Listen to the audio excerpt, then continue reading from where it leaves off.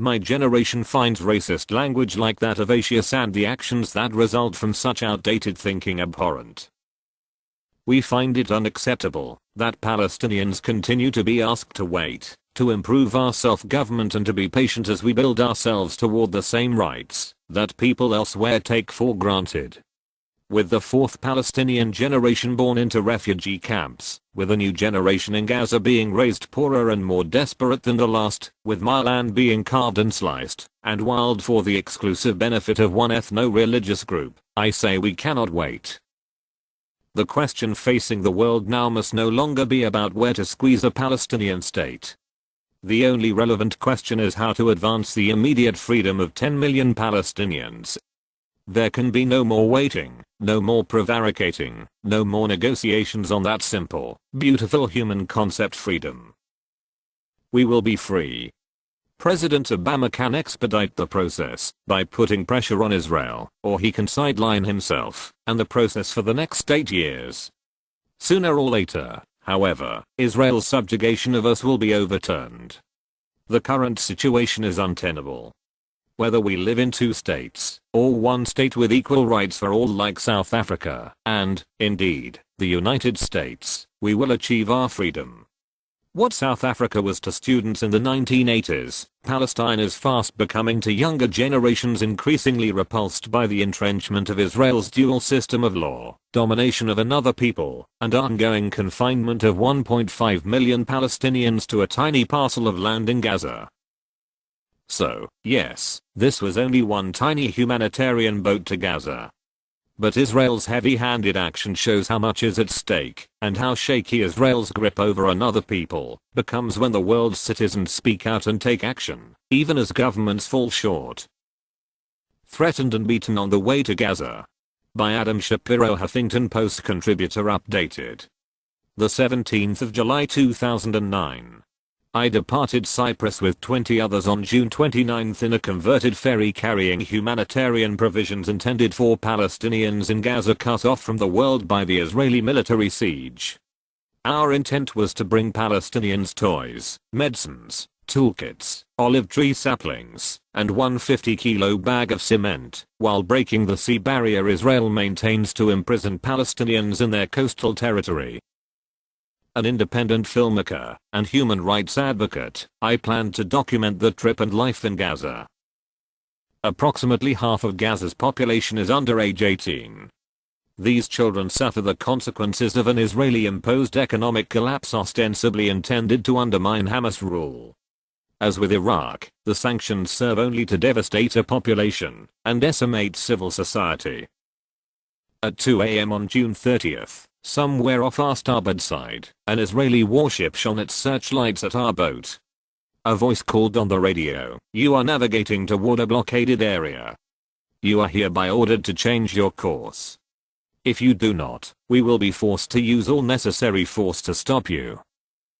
These waters are patrolled unchallenged by the Israeli Navy. Our call for help to a UN ship we knew to be in radio range when our boat was intentionally rammed by the Israeli Navy in December 2008 went unanswered. We counted 8 Israeli warships and 4 Zodiac boats with boarding parties and divers in hot pursuit. About an hour earlier, an F-16 executed flyovers. This was US supplied and American taxpayer subsidized force all to stop one bag of cement from reaching a ghetto and human-made disaster area. In a flurry of activity, we were boarded. Those of us with video cameras bore the brunt of the overzealous Navy forces. We were beaten to break our grasp on the video cameras. I have documented events from Afghanistan to Darfur to various locations around the Middle East, but until then, I had never been physically attacked on account of my work. Israel's military censor continues to hold the evidence and I expect never to retrieve it. With the evidence gone, much of the media have treated the event as though it never occurred. Instead of sailing into Gaza's bombed and broken port, we were kidnapped at gunpoint, taken to a foreign country, and imprisoned. Instead of delivering toys to children in Asbad Rabo, where in February I met families living in tents, again, because their homes were left in rubble by Israel's December to January invasion, we stood at attention for a prison guard to check our cell. As other governments spoke up publicly for their citizens, the US government was notably silent. As for Gaza, Palestinians are our worlds away from hoping for equal rights. Day-to-day survival is the priority. The International Committee of the Red Cross recently issued a report, Gaza. 1.5 million people trapped in despair, in which it details that nothing has been rebuilt that was destroyed during Israel's Operation Cast Lead. Over 70% of Gazans live in poverty, and malnutrition is on the rise among the most vulnerable, the children of Gaza. Trauma is a foregone conclusion. The World Health Organization has reported that 1/3 of children under 5 and women of childbearing age are anemic. It is in this context of despair and a complete lack of governmental will to challenge Israel in which a generation of Palestinians is growing up in Gaza worse off than their great-grandparents who fled there in 1948. Our small boat tried to break the apathy that permits blockade and siege. We were ordinary civilians, taking a risk on the high seas, confronting the region's most powerful navy, because despite all the words describing the situation in Gaza, nothing is improving. In fact, after the immediate outcry following Israel's winter invasion, Israel again started reducing the number of trucks allowed to enter Gaza. The Berlin Wall did not fall in a day. Adam Shapiro is a human rights advocate and documentary filmmaker. His latest film is Chronicles of a Refugee. On the Right of Resistance. By Ramzi Kaiser, July 27, 2009.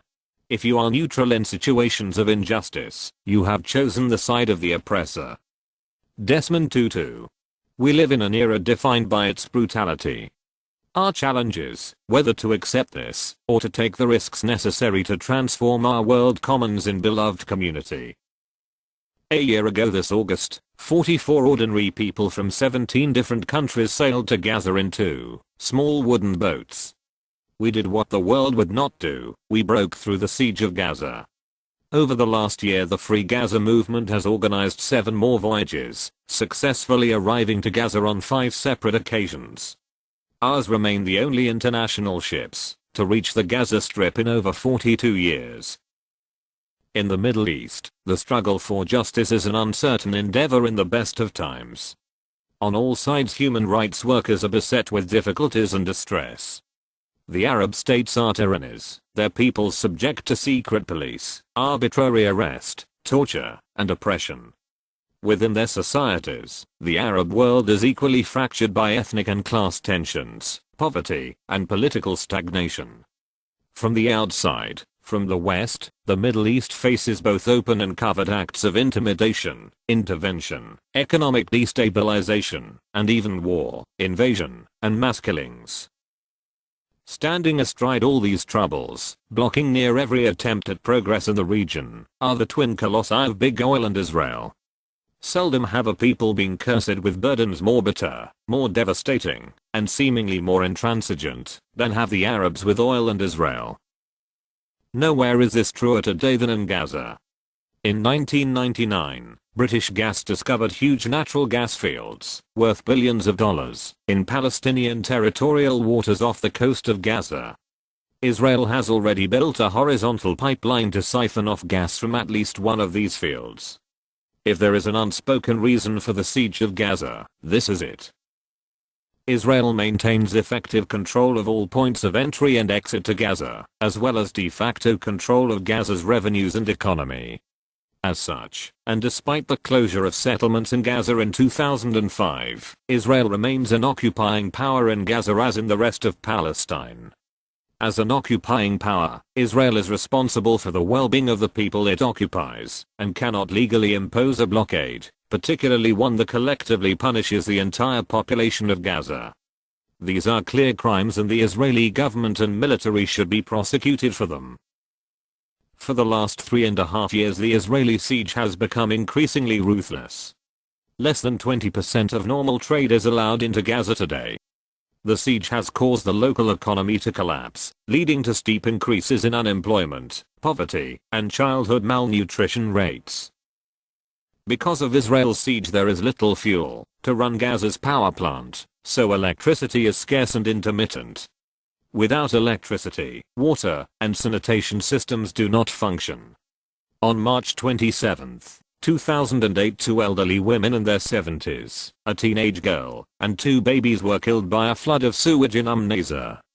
Last year alone, well over 16 billion liters of raw sewage had to be dumped in the sea, turning the Mediterranean into a toilet and creating a public health disaster.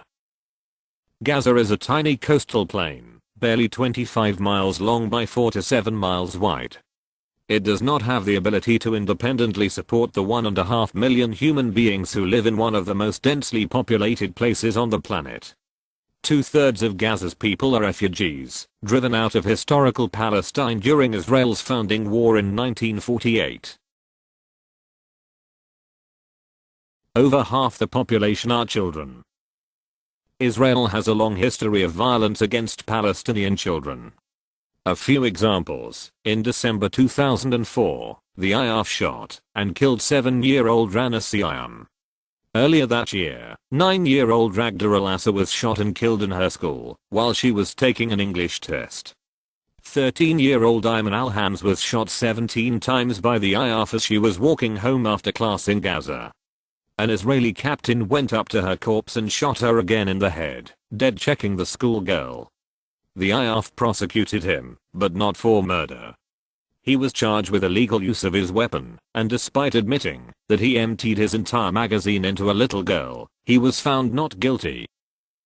Over the summer of 2006, the IDF killed 3-year-old Bera Habib, 3-year-old Raja Abu Shaban, 6-year-old Ronan Hajja, 9-year-old Aya Samia, and over 35 other children just in Gaza alone. On January 16, 2007, the IDF killed 10-year-old Abba Aramin, the daughter of a Palestinian peace activist, as she was walking home from school. These are only a handful of cases. The Israeli human rights organization B'Tselem estimates that over 900 Palestinian children were killed by the Israeli military between 2000 and 2008. Israel has already recreated the worst aspects of the Warsaw Ghetto in Gaza, transforming this small strip of land into the world's largest open-air prison, and the humanitarian condition of the 1.5 million men, women, and children illegally incarcerated in Gaza is now at its worst point in the last 42 years of Israeli occupation. But there are darker histories waiting to be reborn. The simple and terrifying truth is that Israel is pushing the world on a path toward genocide. We are all en route to the slow drip destruction of the Palestinian people. This reality must be forcefully confronted and fully overcome before it's too late. It's now been more than 6 months since the end of Israel's latest assault on the Gaza Strip, which led to the killing of over 1,400 Palestinians, and the people of Gaza are still living in rubble.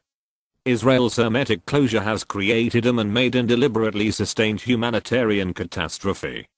The continuing failure of the international community to enforce its own laws and protect the people of Gaza demands that we as private citizens directly intervene to take action commensurate with the crisis. We must act because our governments refuse to do so. Regardless of Israeli threats or intimidation, Free Gaza volunteers intend to continue sailing unarmed boats to Gaza. Now more than ever we need the people of the world to join with us. The siege of Gaza only serves to strengthen authoritarian structures on all sides of this conflict, entrenching centralized control, rallying people against a common enemy. The isolation of Gaza reinforces a belief that the world has forgotten Palestine and little cares how Palestinians are forced to live, or even whether they live or die. In contrast, civil resistance and citizens' action movements are not only aimed against the injustices that we face, but also strategies for social change.